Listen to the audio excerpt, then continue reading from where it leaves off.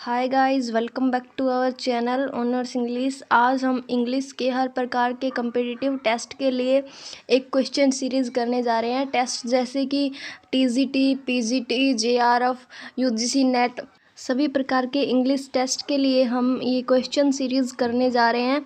ये question series आपके लिए बहुत ज़्यादा हेल्पफुल होगी। यानी कि हम जो एमसीक्यू क्वेश्चंस करने जा रहे हैं वो तो आपको करने ही करने पड़ेंगे। उनमें से ज़्यादातर आपको अपने एग्ज़ाम में आए हुए मिलेंगे, ठीक है। तो चलिए क्वेश्चंस हम शुरू करते हैं वन बाय वन। तो हमारे इंग्लिश के सबसे जो मेन और फेमस राइटर है जो हमें करने ही करने हैं वो है विलियम शेक्सपियर। तो पहला क्वेश्चन हमारा उन पर ही है। The name of Shakespeare's birth place is. तो फर्स्ट है हमारा स्ट्रैटफोर्ड अपॉन अवोन, स्ट्रैटफोर्ड एट अवोन, या फिर सी अवोन, या फिर नोन। तो इसके अंदर हमारा जो ए ऑप्शन है वही राइट है, ठीक है। वो affirmed the Shakespeare new Greek, यानी कि इस बात का पता किसने लगाया कि शेक्सपियर ग्रीक लैंग्वेज को भी जानते हैं, यानी कि इस कथन की पुष्टि किसने की। तो इसका आएगा Ben Jonson. The first folio edition of Shakespeare's play was printed in. तो इसका आंसर है 1623 में। Shakespeare address the second group of his sonnets to the dark lady वो मे बी, यानी कि शेक्सपियर ने अपनी जो सेकेंड ग्रुप थी उनके सोनेट्स की, उसमें डार्क लेडी कहा है किसे? मैरी फिटन को। Shakespeare's all well the ends well is called, यानी कि अंत भला तो सब भला उनके द्वारा जो लिखी गई थी वो क्या कहलाती है? A problem comedy. Identify the dramatist who wrote all tragedies. तो वो है क्रिस्टोफर मार्लो। क्रिस्टोफर मार्लो का डॉक्टर फॉस्टस हुआ, जैसे इनके द्वारा लिखी गई जो प्लेज है वो सारे ही ट्रेजेडीज़ हैं। In which Shakespeare's play do the following lines figure, यानी कि शेक्सपियर के किस प्ले में ये लाइन जो है वो दी गई है? The lunatic, the lover and the poet are of imaginative all compact. मतलब जो पागल, प्रेमी और पोइट होते हैं वो सारे इमेजिनेटिव होते हैं।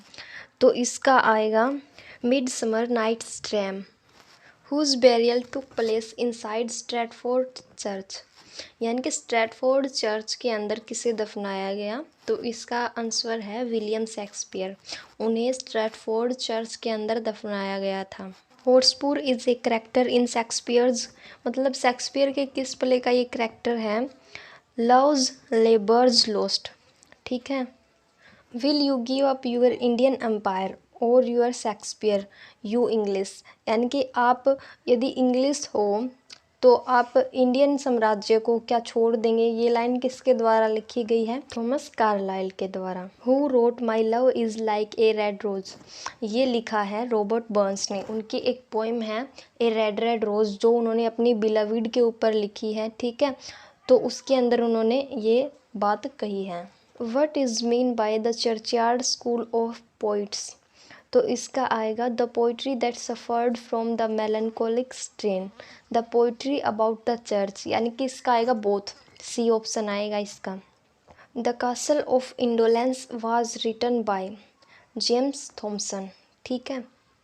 James Thomson's death was lamented in the poem in younger grave a druid lies. तो ये जो है किसने लिखा है? विलियम कोलोनिस, यानी कि विलियम कोलोनिस ने अपनी एक पोएम लिखकर उनकी डेथ के बारे में शोक व्यक्त किया है। Which of the following is epistolary novels of Samuel Richardson. तो इसका आएगा पामेला। पामेला का जो ये नोवेल है वो एक एपिसलरी नोवेल है। An epistolary novel is entirely written in the form of letters. क्या ये फैक्ट सच है या फिर झूठ है? हमें तो ये बात पता ही है, जो एपिसलरी नोवेल होते हैं वो एक लेटर की फॉर्म में लिखे जाते हैं। तो यह सही है, yes. The character Mrs Malaprop was created by Richard Sheridan, वो is known as a ploughman poet. तो इसका आएगा Robert Burns. Who wrote the life of Johnson? तो इसका आएगा Boswell. Samuel Johnson wrote the following in order to pay his mother's funeral। तो इसका answer है Rasselas. Henry Fielding's Tom Jones was dedicated to George Lyttelton. preserve the purity and ascertain the meaning of our English items was part of a dictionary। ठीक है। Malapropism is coined after a character in The Revels। The circulating libraries was popular during the 18th century। Sir Anthony Rezolt, a character in The Revels, utters, a circulating library in a town is a evergreen tree of diabolic knowledge। This mood is expressive of explosion of fiction by women। Explosion of fiction, इसका आएगा both, यानी कि दोनों option इसके हैं। Thomas Love Peacock in his Nightmare Abbey satirize. किसने satirize किया इसे? एस.टी. कोलरेज ने, यानी कि इसका ए ऑप्शन आएगा Coleridge. Jane Austen subject matter for her novels is human nature, यानी कि जेन ऑस्टिन ने ह्यूमन नेचर पर अपने नॉवेल्स लिखे थे। It is a truth universally acknowledged that a single man is possession of his good fortune must be in end of a wife। ठीक है, ये लाइन किससे ली गई है? तो ये लाइन जेन ऑस्टिन के द्वारा लिखी गई Pride and Prejudice romantic novel से ली गई है। Blake's Songs of Innocence is about the joys of childhood in a nature and protected world, the personal world. इनका दोनों आएगा ए और बी, यह इन दोनों के बारे में लिखी गई थी। Blake Songs of Experience deals with social and religious operations, sorrow and suffering, यानी कि उन्होंने ये जो पोइट्री कलेक्शन था वो इसी चीज़ पर लिखा था, समाज पर लिखा था और अपनी ज़िंदगी में आने वाले दुखों पर लिखा था। तो इसका आएगा ए एंड बी दोनों। Pity would be no more if we do not make somebody poor, यानी कि ये जो पोइम है वो विलियम ब्लेक द्वारा लिखी गई है कि जो गरीबी है वो यदि नहीं रहेगी तो जो पिटी है वो भी नहीं रहेगी इस दुनिया में। तो ये विलियम ब्लेक द्वारा लिखी गई है।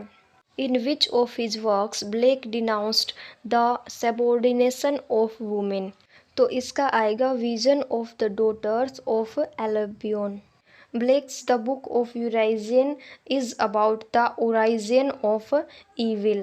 Dr. Johnson's Dictionary come out in 1755 में। The first edition of Encyclopedia Britannica appeared in 1771। Sir William Thornhill figure in The Vicar of Wakefield। Which among the following was written by Edmund Burke, तो इसका आएगा reflection on the revolution in France. The French revolution took place in 1789 में। Hell is a city much like London, which of the following romantic poet this? P B. Shelley. ठीक है। The romantic used the following faculties in search of spiritual truth, तो इसका आएगा feelings and imagination दोनों। When Lovely Woman Stoops to Folly referred to a work by Goldsmith, Oliver Goldsmith।